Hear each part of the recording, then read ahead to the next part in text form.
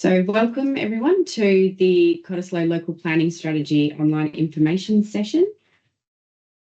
Firstly, we would like to acknowledge the Whadjuk Noongar people as the traditional custodians of the lands and waters where the town is situated and pay our respects to elders past and present. So just a quick welcome from all of us who are in the room tonight. So we've got Paul from the town of Cottesloe, Rebecca from Hames Charlie. Hames Charlie are the lead consultants on the project. And as I said, my name is Rachel. I'm from State Urban, and we've been involved with the community and stakeholder engagement.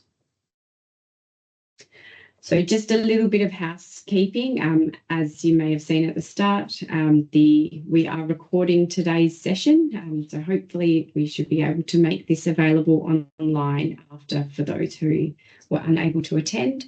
If you could please keep your cameras and microphones switched off. And if there are any questions that you have during the session, please pop them in the chat and we should have some time at the end where we can address those there.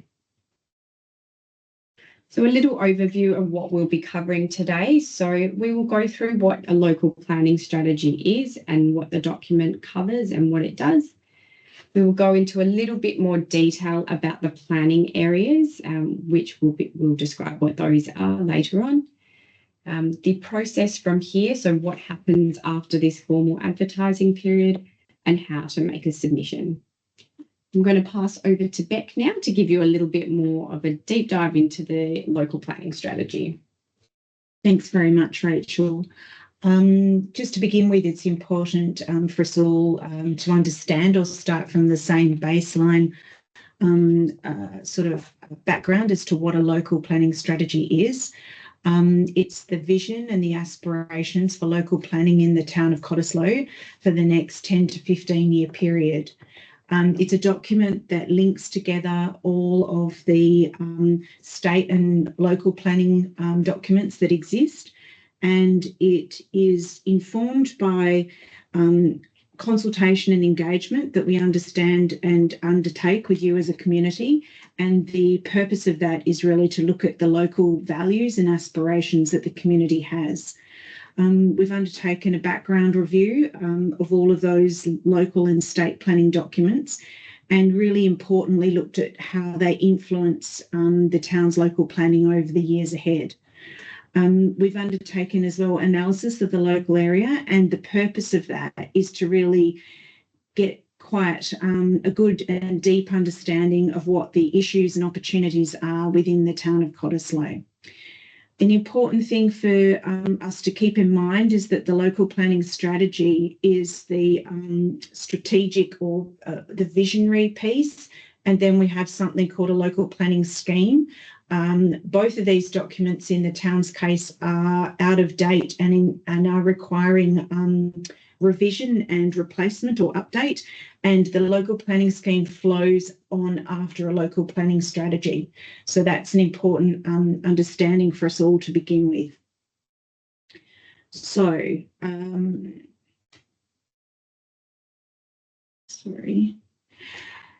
in terms of that consultation activity, in 2019, a process before the process that our team has been involved in was undertaken by the town, and this community engagement looked at 5 key areas. They were activation, service provision, movement, growth areas, and priorities for these growth areas. In the years that followed, there was some delay in that project, and it was to an extent the strategy was put on hold. But again, in 2023, we were appointed, and the project kicked off again.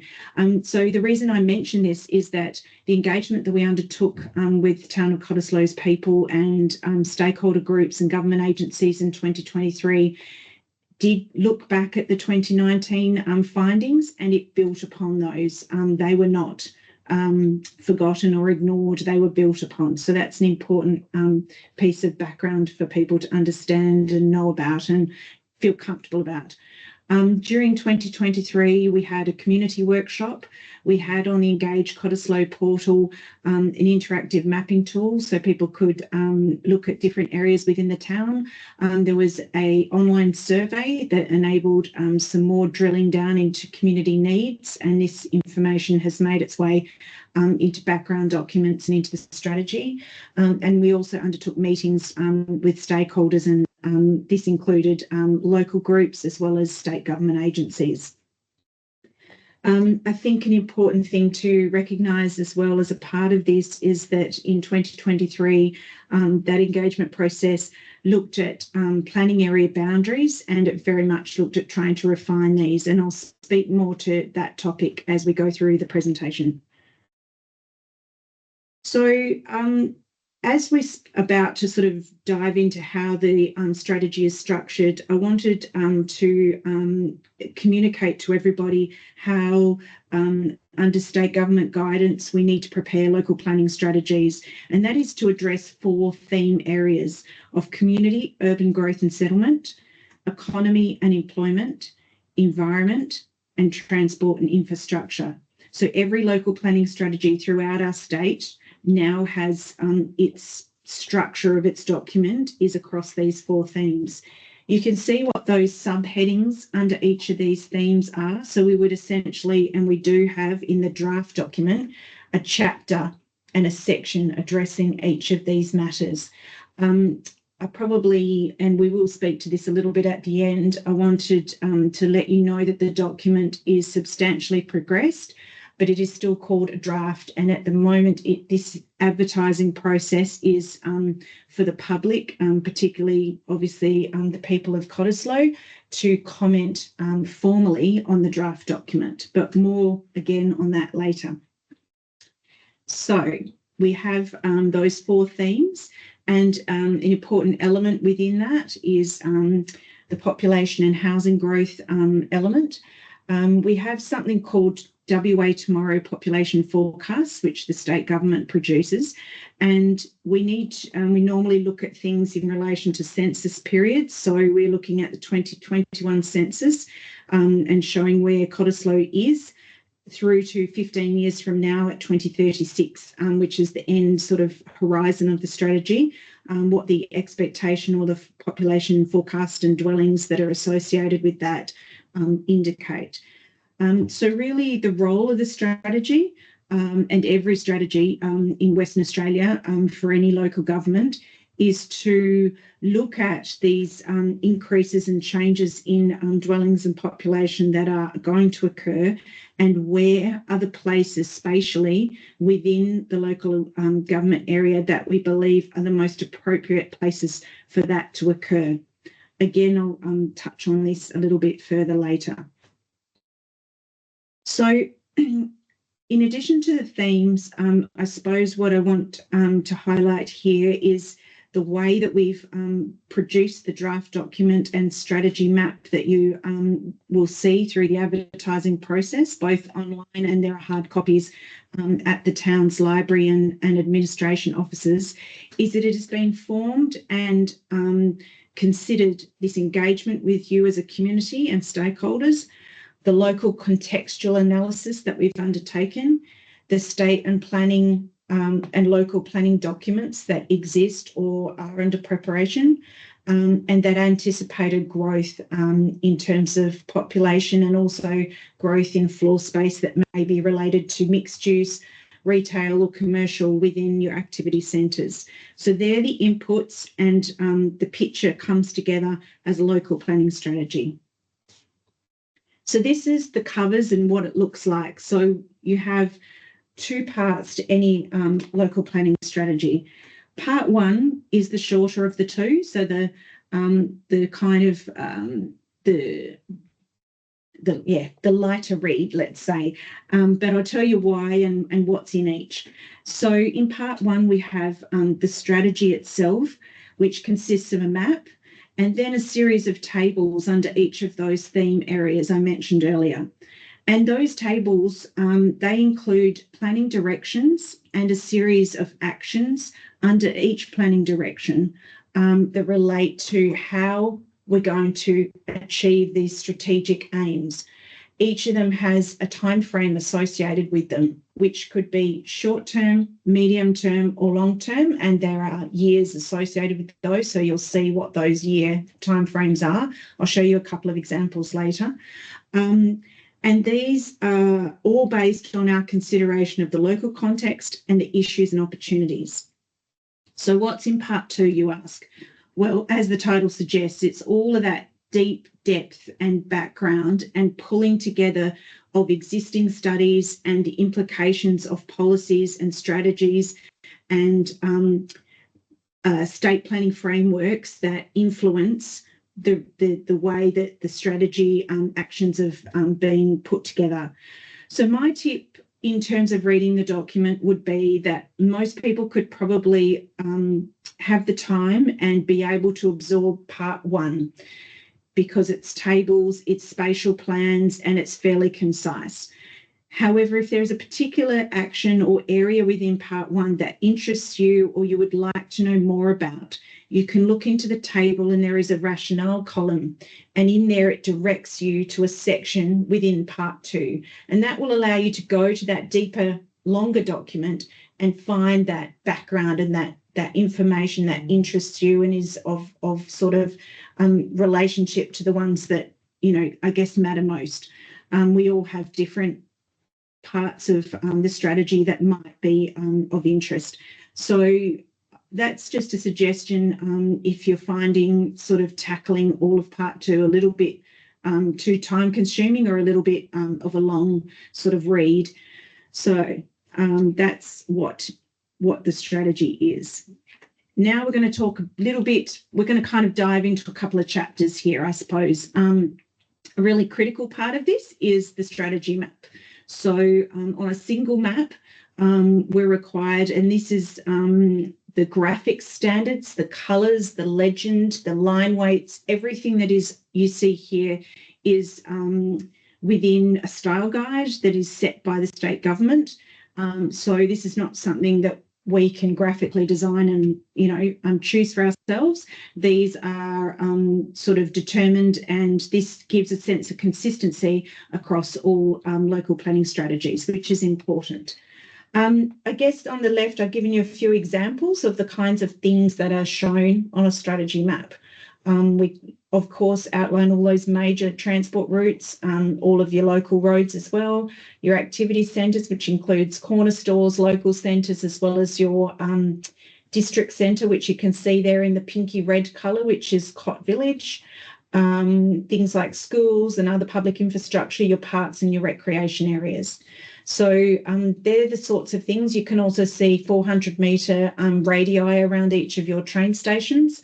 They are an important indicator of the walkable catchment of those stations. Those are the sorts of things that are normally included on most strategy maps, depending on the makeup of the particular area.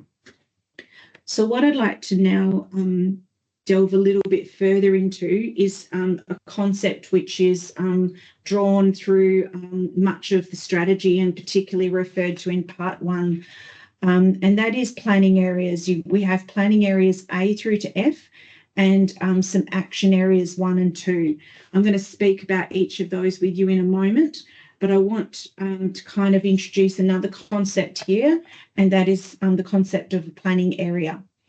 So these are areas that they could be an urban corridor, they might be an activity centre, there could be a station precinct, which is that precinct around a train station normally in Western Australia.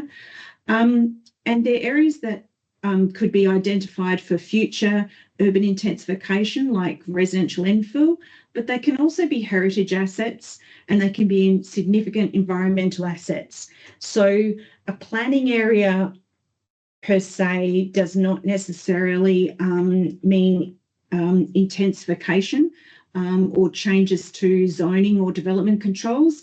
But what it does mean is that they're areas that we've identified for future detail planning. So that you'll see as you go through the strategy, the types of intent around each of them. They're all slightly different, and you have a varied, between A to F, there are varied types of planning areas, and we're going to talk about each of them now so you get a sense of those. The first planning area is the Cottesloe Village and Station Precinct. This is your primary district and activity centre within the town. And the vision for this particular one is that with the Cottesloe Village Precinct Structure Plan, which is currently under preparation by the town, that we will create a vibrant and mixed-use town centre and the station precinct where community, commerce, culture and heritage are embraced. There are two spatially specific areas within this, A1 and A2, these actions. So these give you a little snapshot out of that table and you can see some of the actions here, and there are a whole host of others. I'm just focusing on the planning area ones this evening to give you a taste. These are both immediate because, as I mentioned, the precinct structure plan is already under preparation. So it's something that's going to continue. So the future planning of Cott Village to be guided by that precinct structure plan. And then that land to the west of the railway in the A2 area, the action is that we will advocate the town, that is, to PTA, the Public Transport Authority, and other state agencies who are involved to undertake planning investigations in this area to see how that can complement the activity and the change in the development that is going to occur within the precinct structure plan. So planning area B, we've gone to the north now. We are to near the Swanbourne station and the Grant Street station. These two station precincts, as you can see, are very close together and overlap. They have two actions associated with them. The shorter term action is in relation to this area here, which is in and around the Swanbourne station, and it relates to the market-led proposal, which the state government is leading. It notes here that the town that is, would continue and to work with state government as well as the town of Claremont, your neighbouring local authority, in the progression of this project, which you'll see through the strategy is a source of future infill housing and other mixed-use development. And then the other B1 is in relation to the remainder of this planning area, which is the station precinct outlined in orange. And that is to really look at where those future infill opportunities could be and through investigations, but a real acknowledgement of the importance of protecting existing neighbourhood character and heritage through this area. Now we move to planning area C, which is another station precinct, two stations again that are very close together and therefore considered together, and it's appropriate that we do that in terms of Mosman Park and Victoria Street stations. Once again, given the size and spatial arrangement of the town and its neighbouring Mosman Park local authority, this again requires collaboration between the two local governments to continue to look for those urban infill opportunities here.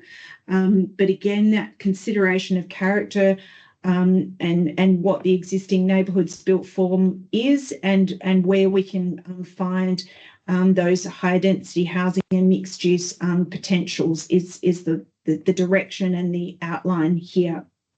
That is to occur over the medium term. In the shorter term, many of you would be aware of the Cottesloe Deaf School site, which is an action area here under C2 action. And it's, again, a state government-led initiative, and it's a shorter term initiative because it's already partially progressed. And it is the intent that residential and possible small amount of potentially a local centre or cafe, local store element could be considered there, though that is all to be determined.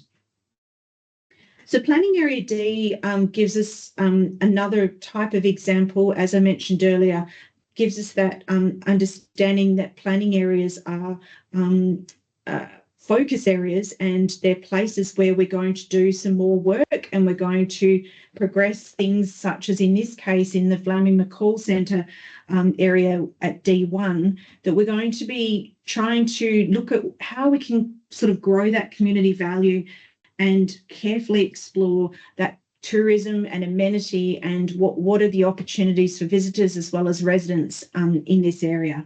And this, again, is acknowledged that will need to be progressed with the neighbouring city of Fremantle and town of Mosman Park. So that gives you an idea of a planning area which is not residentially focused, but it is for the benefit of residents and visitors. Back up to the middle of our local authority area, we're in planning areas E and F as our final areas. I'll firstly speak to E, which relates to Car Park 2, which many of you would be familiar with as the existing car park that heads up the hill, but is set back from the foreshore. And the consolidation of parking along the foreshore and the opportunity for car park number 1, which sits approximately here, to be consolidated into this location, and for that foreshore area to be used and redeveloped in a more of a public realm way through the foreshore master plan. That is the intent or the driver behind this initiative. And really looking at the possibility for some mixed use development, potentially short stay rental accommodation for visitors, and trying to do this is going to involve the state government collaboration and the rationalisation and amendment to their metropolitan region scheme. So there is significant work to occur, but it is a long-term foreshore and parking and amenity and the benefits that this can bring most residents and visitors to Cottesloe would see and understand that over the period of this strategy, pursuing this outcome would be beneficial. So now we speak to the two areas to the north and south. This is planning area F. And it's really looking at the areas along the Cottesloe foreshore. And the vision is that they be a desirable tourism destination, and that future development have regard to enhancing character, protecting heritage, and considering the implications of climate change in terms of that coastal erosion and so on that is addressed through the CHAR map. It's important here to recognise that managing the built form outcomes and enhancing the foreshore for both the residents and visitors' enjoyment will need to involve reviewing the existing planning framework and considering what changes may be appropriate there. This is where you see that link between, so LPS 4 is the scheme, or scheme number 4. We're currently at scheme number 3. So the preparation of scheme number 4 and the controls and the model scheme zones that are required by the state government, as well as looking at things like not having the dual codings that are currently in some of these areas. These are the kinds of things that would be looked at and are the scene is set through the strategy for that to occur in the scheme process. So I think you can now get a bit of a sense before I hand over to Rachel in relation to submissions of what the components are in a strategy, what we've done to prepare this draft document, what structure the document has, what sorts of things we've considered, and how we've reached some of those actions is all clearly set out, particularly in part 2. But as I mentioned, my tip is to read part 1 and then delve deeper into part 2 as it becomes of interest or something that you would like to know more about. So that's the summary for now from us, and I think we'll just talk you through the steps from here as well as how to make a submission. Thanks, Rachel. Thank you, Rebecca.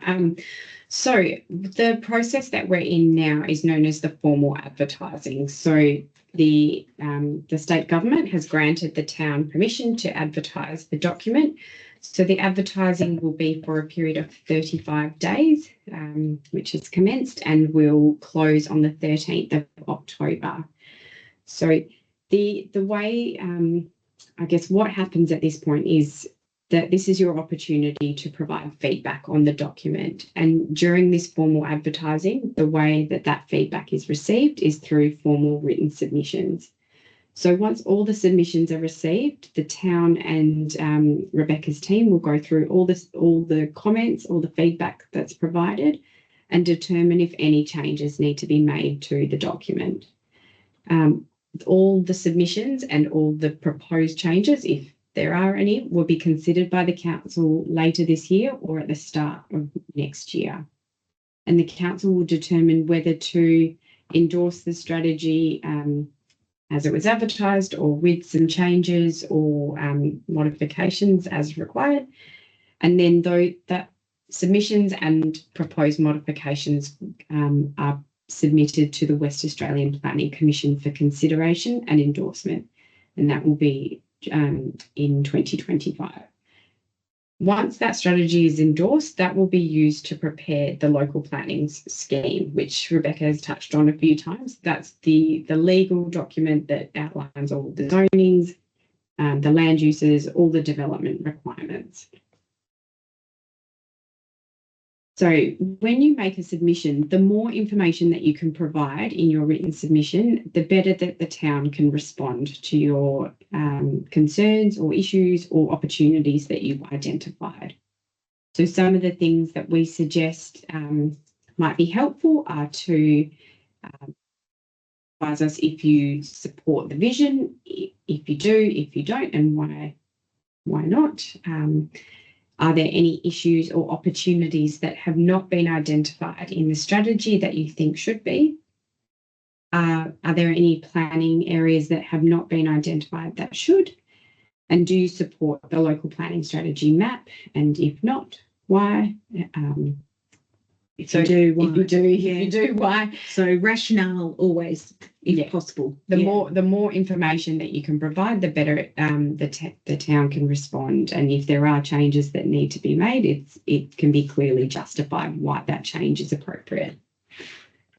So in terms of making a submission, as Rebecca mentioned, the document is available online. You can see it sort of outlined in that red box at the top of the page. It's on the Engage Cottesloe website, which you can get to via the town's main website. Alternatively, if you've got your phone there, you can scan that QR code there on the screen. The documents are available on there, but they're also available in hard copy at the town's administration office and the library. So you can have a look through, and then you can provide your submission directly through the Engage Cottesloe website by clicking that Make a Submission, or alternatively, you can email it through to the town. So like we said, those submissions can be received up until the 13th of October this year. So this is probably where we wrap up with our presentation, but if there are any questions about what we've presented, if you want to pop them in the chat, we can respond to them here.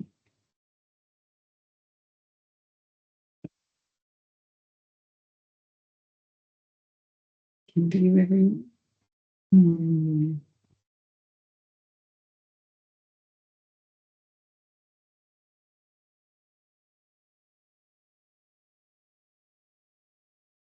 Questions?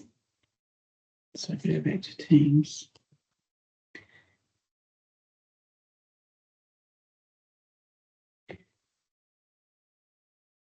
Hi, May, Rebecca. Christian joined us late, and just to remind everybody that we will try and put this on the website so that there's a capacity to be able to access this presentation over the next few weeks. Yes, with the video recording as well. So there might be we could have two files. One could be the presentation and the other the recording of tonight's session so that there's the explanation, which is obviously far more valuable. So maybe we won't just do the presentation on its own. So yeah.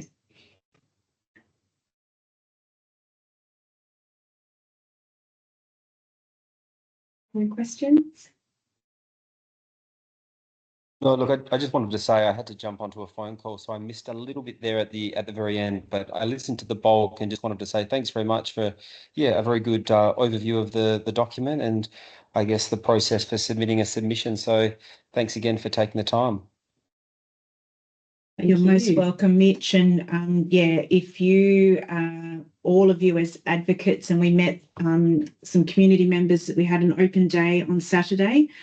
So I've been asking everyone that I've spoken to and we've been talking to chat to your neighbours and friends as well, and let them know they've got through to the middle of October. And essentially that Engage Cottesloe portal has been where everything is, and they can, you know, everything they need to know is there, as well as how to make the submission, but access to the documents, all that kind of thing. So I think it's all in one place, and we do welcome feedback and comments and thoughts in writing, and we'll then be able to finalise the document as the year progresses.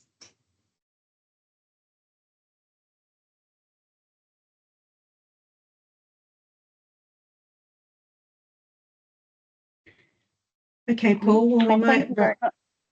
Thanks very much. That's just from Hilary.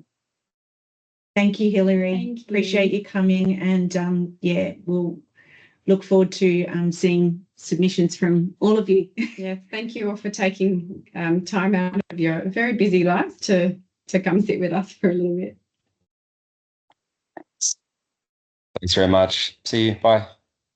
Bye. Thank you. Bye. Thank you. See ya.